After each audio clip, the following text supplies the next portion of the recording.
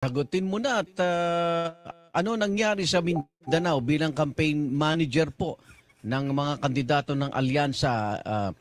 Parang nasisisi ho yata yung mga campaign manager. Kayo, isa na. Kong, anong nangyari sa Mindanao na zero vote sa ilang, lalo na sa BARMM? Okay, unang-una,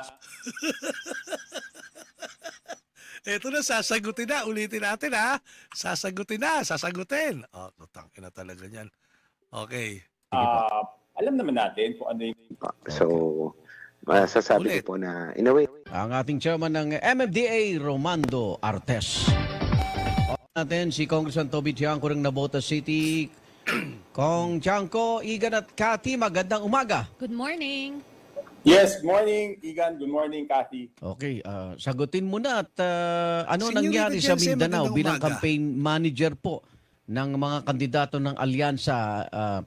Parang nasisisi ho yata yung mga campaign manager. Kayo, isa na. Kong, anong nangyari sa Mindanao na zero vote sa ilang, lalo na sa BARMM? Okay, unang-una, Sige po. alam naman natin kung ano yung nangyari doon sa Mindanao, no? This all started noong nag-file ng impeachment, no? Alam nyo, bago pa lang simula ang surveys, ang eleksyon, nagpapasurvey na kami, di ba? Oh. From November, December, nagpapasurvey na kami. So natatrack talaga namin yung Mindanao. And as soon as na-file yung impeachment, which I will make it clear, hindi ako pabor, hindi ako pumirma, sa tingin ko, hindi dapat tinuloy. Before election, no campaign, before election, pinail nila yung impeachment. Tapos sinabi niya, which is, para sa akin, hindi ako pabor. Hindi ako pumirma. Sabi ni Toby Tiangco. Okay. Kasi, nararamdaman niya na, doong nagpapasurvey pa lang sila, mahina talaga sila sa Mindanao. Okay.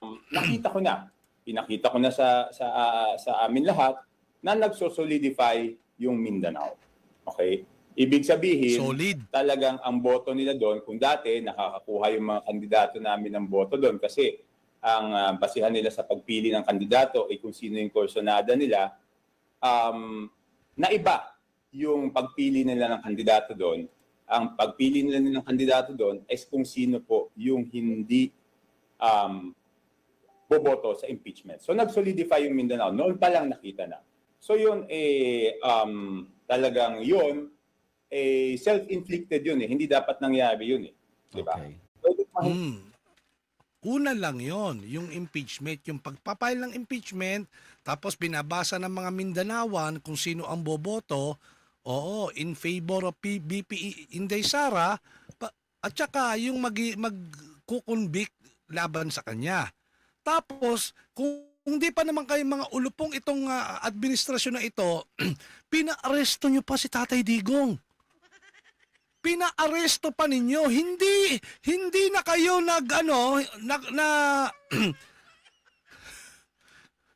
hindi pa kayo nakontento sa pagpapa-impeach kay BP Sara. Putang ina, pina-aresto pa ninyo si Tatay Digong at dinala ninyo doon sa ICC.